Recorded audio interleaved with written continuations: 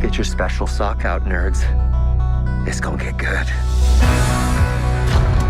Your little cinematic universe is about to change forever.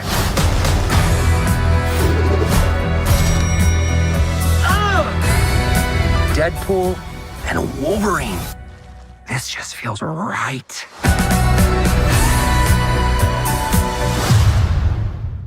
I might have overdone it with the intro, but who hasn't done it for all these reviews for this movie already?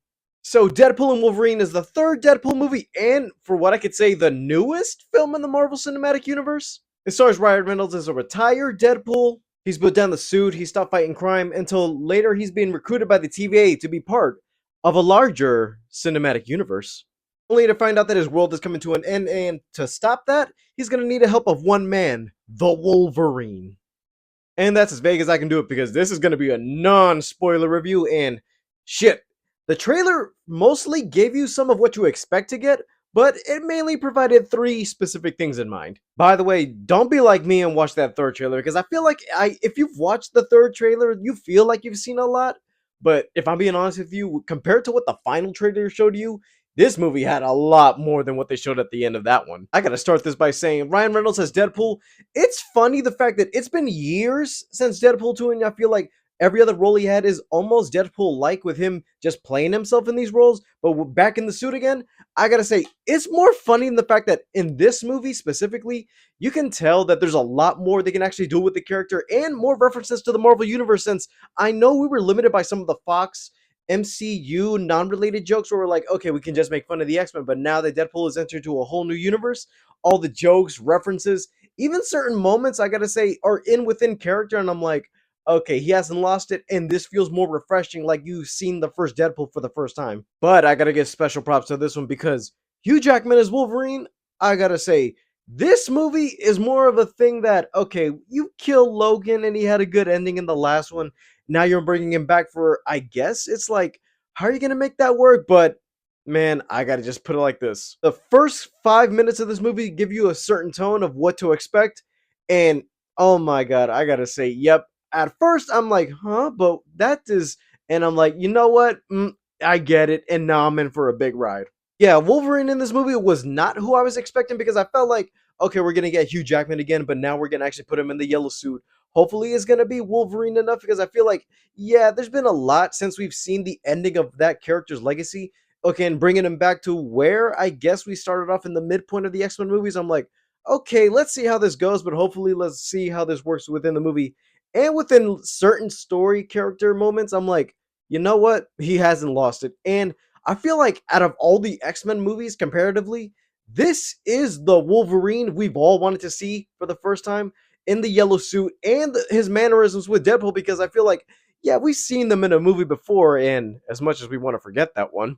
And their chemistry worked through every fight, argument, and for the most part, touching moments in this movie, because I didn't expect that coming into this, because I feel like, yeah, all the Deadpool movies have a certain thing that brings it together, but for the most part, this movie was basically a big jab at 20th Century Fox, Disney, even Marvel Studios, to the point where I'm like, okay, Marvel isn't going to let some of this slide. And we know with certain feedback from fans, we're like, okay, I feel like there's a lot of things you can do in the Marvel Cinematic Universe to fix it.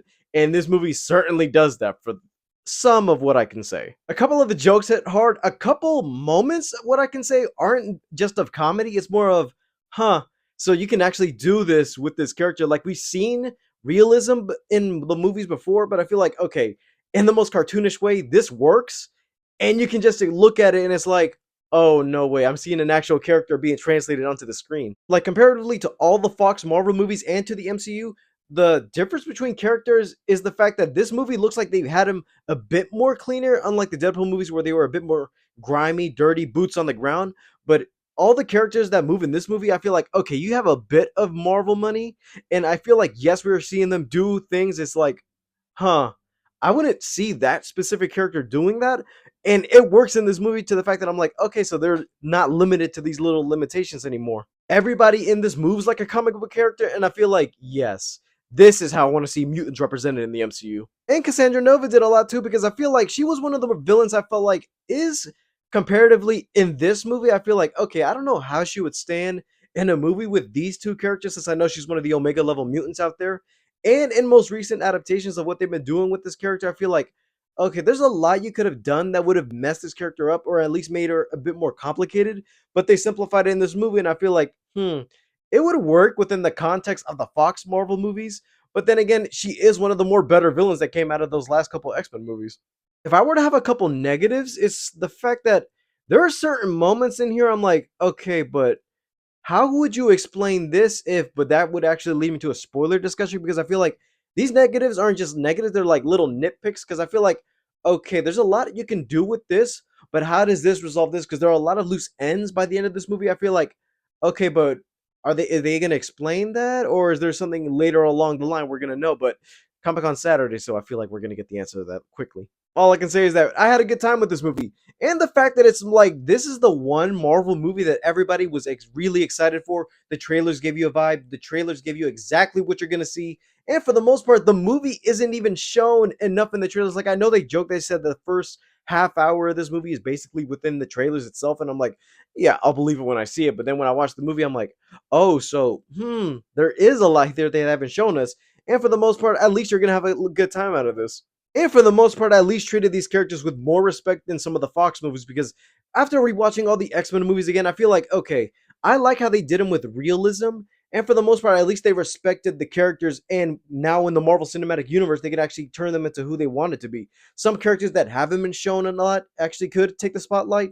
And at least I could say without a doubt within this movie itself and the context of what this movie brings, this is what we want from Marvel. We don't want any rushed out projects. We want everything to take its time and at least take time with the CGI because at least I could say in this movie, it's barely noticeable. I notice it in certain scenes, like there are two specific ones. I noticed it clearly, and I'm like, yeah, but then that scene is awesome, and I really don't care about what they show me. All I can say is that I had a good time, and I especially know that you'll have a good time watching this on day one.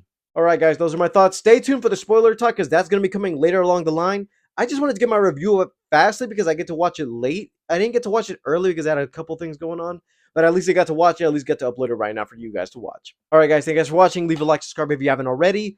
All my social media is down in the description below, and I'll see you guys next time. Bye, guys.